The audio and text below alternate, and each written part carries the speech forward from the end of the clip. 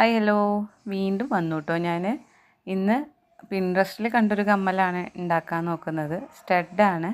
കമ്മലിൻ്റെ പണിയൊക്കെ തുടങ്ങിയതിന് ശേഷമാണ് കേട്ടോ മനസ്സിലായത് ഞാൻ ചെയ്യുന്ന ബാക്ക്ഗ്രൗണ്ടിന് എന്തോ ഒരു വശപ്പിശകുണ്ടെന്ന്.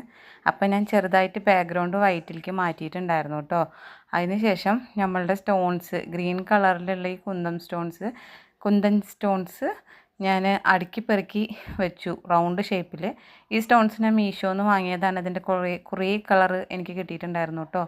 അപ്പം ചെറിയ വിലയ്ക്ക് കിട്ടിയപ്പോൾ വാങ്ങിയതായിരുന്നു. അധികം വിലയൊന്നും ഉണ്ടായിരുന്നില്ല.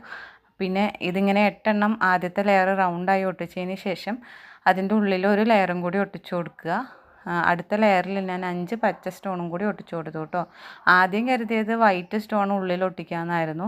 അപ്പോൾ അതെനിക്ക് അത്രയ്ക്ക് അങ്ങോട്ട് ശരിയായി തോന്നിയില്ല, ഭംഗിയില്ലാത്ത പോലെ തോന്നിയപ്പോൾ ഞാൻ ഗ്രീൻ തന്നെ ഒട്ടിച്ചു കൊടുത്തു.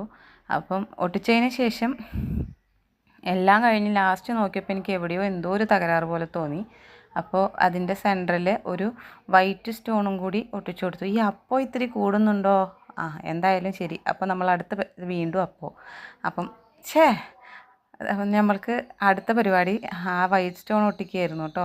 ഈ അപ്പം കൂടുന്നത് കാര്യമാക്കണ്ട, അതെൻ്റെ സംസാര രീതിയിലുള്ളതാണ്.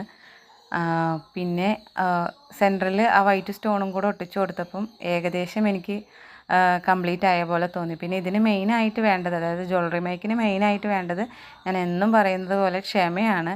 ഒട്ടിച്ചതിന് ശേഷം അപ്പം തന്നെ കത്രിക എടുത്ത് നമ്മൾ ഓടിപ്പോയത് വെട്ടി ഒരിസാക്കാൻ നിന്നാൽ ശരിയാവില്ല. കാരണം നമ്മൾക്ക് കിട്ടൂല. നമ്മൾ ഉണ്ടാക്കിയ സാധനത്തിൻ്റെ ഒരു ഫിനിഷിങ് ഇല്ലാതായി പോകും. ഒരു മണിക്കൂർ ഏറ്റവും കുറഞ്ഞത് നമ്മൾ ഇതിന് വേണ്ടി വെയിറ്റ് ചെയ്യണം കേട്ടോ, ഒന്ന് ഉണങ്ങാൻ വേണ്ടിയിട്ട്. അങ്ങനെ ഞാൻ ഉണങ്ങാൻ വേണ്ടി വെയിറ്റ് ചെയ്തതിന് ശേഷം വെട്ടി അതിൻ്റെ സ്റ്റഡ് ബേസും കൂടെ ഒട്ടിച്ചപ്പോഴാണ് കമ്മലിൻ്റെ ഫൈനൽ ലുക്ക് റെഡി ആയത്. അപ്പം ഫൈനൽ ലുക്കും കൂടി കണ്ടിട്ട് പോയാൽ മതി.